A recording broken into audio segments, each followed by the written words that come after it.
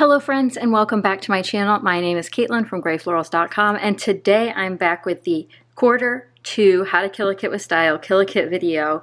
And you might have noticed I didn't get a chance to upload any process videos here on YouTube, but I will have some over on Patreon if you're interested.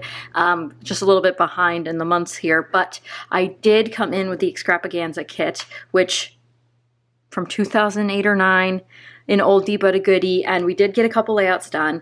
With all the traveling and stuff I had planned, I knew it wouldn't be a huge kit and that I wouldn't get to a lot of it, but I really had a fun time trying to use it on those couple of layouts, and I'll be sharing those with you shortly. But I just wanted to go through some more of it again, just for the nostalgia of it all, for what my favorites are. For stuff I think I'll never use, the list goes on and on. So as you might remember, this actually isn't even closed because my last layout I just did. You get all sorts of goodies in here. You get the papers, there's stickers in here. You get the felt shapes. We did not get a chance to use any of those. And of course you get the chipboard sort of goodie box full of chipboard buttons, brads, etc. And then you get the actual chipboard stickers. So we'll go through the themes again just so you can get an idea of what we were working with.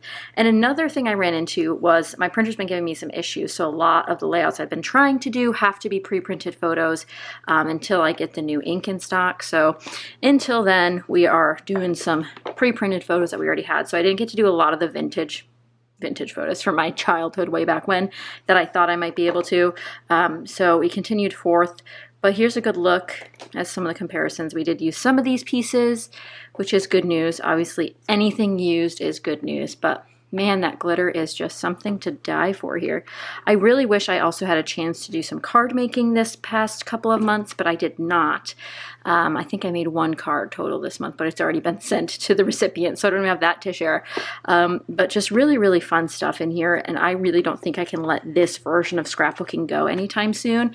It's definitely not what's happening nowadays, but it is so cool and unique and definitely like a time capsule for when I was really into this kind of stuff, obviously. So I used a couple items out of here. I actually have some more to put away over here, actually, that I'm thinking about it. I had these pulled out the other day, and I don't want to forget to put them in their home here, which is in the earth pile. And again, I'll show you these layouts in a little bit, but there's all of our little pieces and their homes. These also jump section to section sometimes, which is really funny. Then we have our felt shapes. I've used these on previous layouts, but I have not used any since starting this kit this quarter. The pink is very magenta and the blue is very bright blue. Not your usual color scheme, but that white, I could probably use some more of those, and you can see the glitter there, which is absolutely beautiful again. Then we have the paper. One thing I think I'll never use out of here, which is in the back, and then my little scraps that fall out of the chipboard there, are these letter stickers. I really think I should get rid of these. I've lost almost all the A's to the divider here. And as you guys know, I do not like multicolored alphas. You only get one of each color per letter, which doesn't usually work for me. Actually, you might get two. Nope, one of each. Not really my thing. But with that in mind, we did use a couple of stickers. We used a couple of papers. Again, it's hard to use this stuff unless, like, this screams school picture day. I just didn't have a chance to print any of those from the archives, if you will, on my Google Photos. We have some sweet stuff. I really thought I was going to finish off this paper, but I didn't get a chance to do that one. I did use a few stickers off of this one, the earth theme, so I'm happy about that. We have a scrap here because I did cut into that one. Let's see, some cardstock still.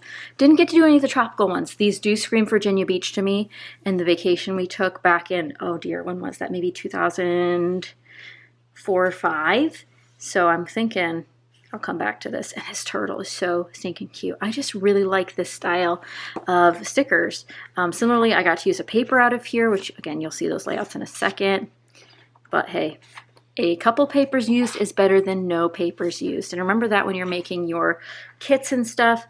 As I've mentioned before, the bold section is my least favorite section. It was probably my favorite when I bought this, least favorite now. Definitely did not use any of this. This kooky paper is hard to look at and hard for the camera to focus on. Same one with this one. And this is just a lot of cut aparts that I don't think I'll have the time or energy for. But we continue forth into the fresh zone here. Got the cardstocks. We've got the stickers. I didn't use any of these this time, but I do think there's potential here, especially for some like background stickering, whether that's on a card or not, but we didn't get to that, and that's okay. Polka dots, of course. The paisley, of course. We have two of those. then back to some cardstock until we get to the elegant section. I need some more people to get married that I know so I can use more of this. Very love coated. Some damask styles, some polka dots. This like road pinstripe, it's really hard to see, but there is a dash mark here which makes it look like a road. Finally, we have the Sweet collection. Very family heirloom style. Again, back in the day, this was huge. If you were not around then, this is everything everyone ever wanted, which is totally valid because it's pretty in its own right, and it's just not up to today's modern standards. Now, you might also remember I put in a couple of stamp sets into my kit because I was trying to focus on stamping. Now, what I will say is I didn't get to stamp as much as I wanted, but I did get to stamp. We used this one, which is one of the brand new ones I'd put in here, and I did get to use it, so you'll see that in just a moment.